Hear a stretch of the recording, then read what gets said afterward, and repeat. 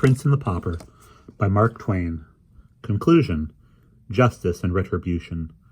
When the mysteries were all cleared up, it came out, by confession of Hugh Hendon, that his wife had repudiated Miles by his command. That day at Hendon Hall, a command assisted and supported by the perfectly trustworthy promise that if she did not deny that he was Miles Hendon and stand firmly to it, he would have her life, whereupon she said, "Take it!" She did not value it, and she would not repudiate Miles. Then the husband said he would spare her life, but have Miles assassinated. This was a different matter. So she gave her word and kept it. Hugh was not prosecuted for his threats, or for stealing his brother's estates and title, because the wife and brother would not testify against him, and the former would not have been allowed to do it, even if she had wanted to.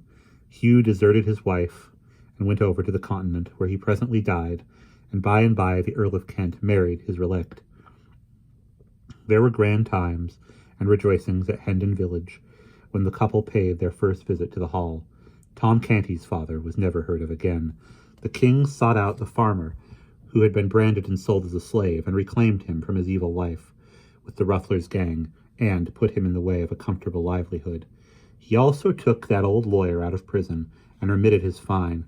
He provided good homes for the daughters of the 2 Baptist women, whom he saw burned at the stake, and roundly punished the official who laid the undeserved stripes upon Miles Hendon's back. He saved from the gallows the boy who had captured the stray falcon, and also the woman who had stolen a remnant of cloth from a weaver, but he was too late to save the man who had been convicted of killing a deer in the royal forest. He showed favor to the justice who had pitied him when he was supposed to have stolen a pig, and he had the gratification of seeing him grow in the public esteem and become a great and honored man. As long as the king lived, he was fond of telling the story of his adventures, all through, from the hour that the sentinel cuffed him away from the palace gate till the final midnight, when he deftly mixed himself into a gang of hurrying workmen, and so slipped into the abbey and climbed up and hid himself in the confessor's tomb, and then slept so long next day that he came within one of missing the coronation altogether. He said that the frequent rehearsing of the precious lesson kept him strong in his purpose to make its teachings yield benefits to his people, and so, whilst his life was spared, he should continue to tell the story, and thus kept its sorrowful spectacles fresh in his memory, and the springs of pity replenished in his heart. Miles Hendon and Tom Canty were favorites of the king all through his brief reign, and his sincere mourners when he died.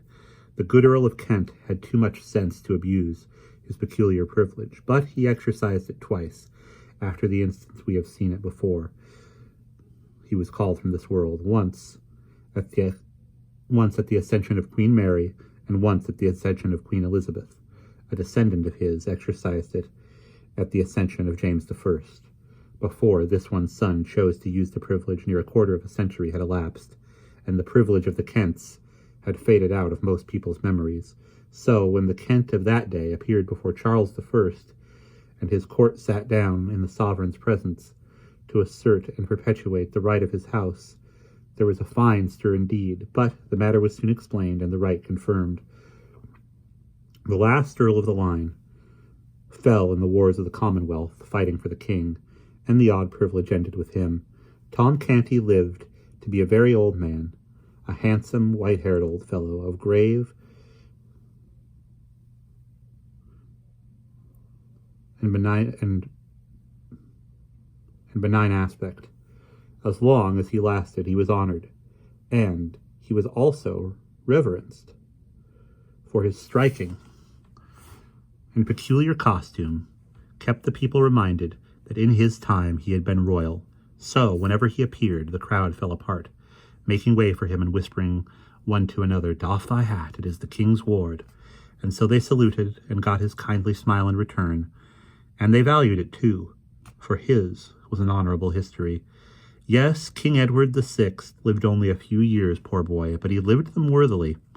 More than once, when some great dignitary, some gilded vassal of the crown, made argument against his leniency, and urged that some law which he was bent upon amending was gentle enough for its purpose, and wrought no suffering or oppression which any one which anyone need mightily mind, the young king turned the mournful eloquence of his great compassionate eyes upon him and answered, "What dost thou know of suffering and oppression? I and my people know, but not thou." The reign of Edward VI was a singularly merciful one for those harsh times. Now that we are taking leave of him, let us try to keep this in our minds, to his credit. And that is the end of the conclusion, but we will also read Mark Twain's notes in the next video.